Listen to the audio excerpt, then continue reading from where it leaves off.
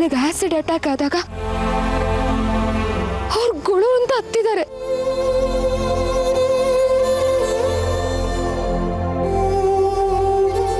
ಯಾರು ನಾನು? ನನಗೂ ಅವ್ರಿಗೂ ಏನ್ ಸಂಬಂಧ? ನನಗ್ ಸಮಸ್ಯೆ ಅಂದ್ರೆ ಅವ್ರ ಕಣ್ಣಲ್ಲಿ ಯಾಕೆ ನೀರು ಬರಬೇಕು? ಅಲ್ಲಿಗೆ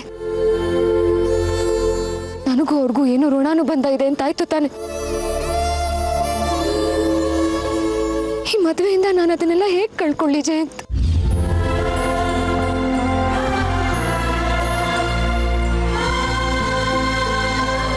ಮೇಘ ನನ್ನ ಓಡೋ ಹುಟ್ಟದವಳ ತರ ನೋಡ್ಕೊಂಡಿದ್ದಾಳೆ. ಮೊದ್ಲಿಗೆ ಅವಳನ್ನ ಕಂಡ್ರೆ ಆಗ್ತಿರ್ಲಿಲ್ಲ ನನಗೆ.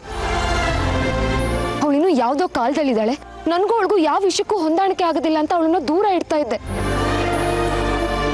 ಆದ್ರೆ ಅವಳು ಯಾವ ರೀತಿ ನನ್ನನ್ನು ಆವರಿಸ್ಕೊಂಡ್ಲು ಅಂದ್ರೆ ನನಗೆ ಅವಳನ್ನ ಬಿಟ್ಟಿರೋಕ್ಕಾಗದೇ ಇರೋ ಅಷ್ಟು. ಅಂತವಳನ್ನ ಜೀವನ ಪೂರ್ತಿ ಬಿಟ್ಟಿರ್ಬೇಕು ಅಂದ್ರೆ ಹೇಗ್ ಸಾಧ್ಯ?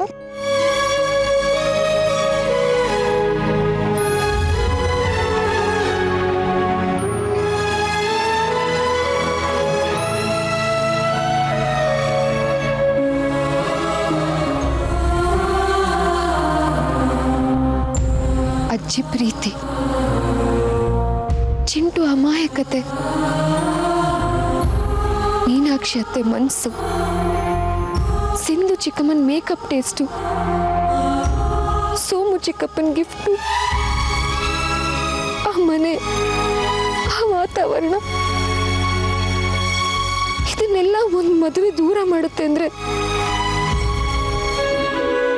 ಈ ಮದುವೆ ಬೇಕಾ ಜಯಂತ್?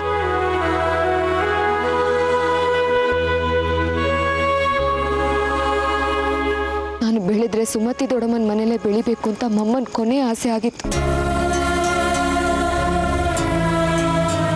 ನಾನು ಆ ಕೊನೆ ಆಸೆನ ಹೇಗ್ ಕಡೆಗಣಿಸ್ಬಿಡ್ಲಿ? ಹಾಗೆ ಮಾಡಿದ್ರೆ ಅವ್ರ ಆತ್ಮಕ್ಕೆ ಶಾಂತಿ ಸಿಗುತ್ತಾ? ನನ್ನ ಮಗಳು ಈ ತರ ದ್ರೋಹದ ಕೆಲಸ ಮಾಡಿದ್ಲಲ್ಲ ಅಂತ ಒದ್ದಾಡಲ್ವಾ? ಬದುಕ್ತವ್ರ ಜೊತೆ ಸತ್ತವರು ನರಳು ಹಾಗೆ ಮಾಡೋ ಈ ಮದುವೆ ನಮಗ್ ಬೇಕಾ?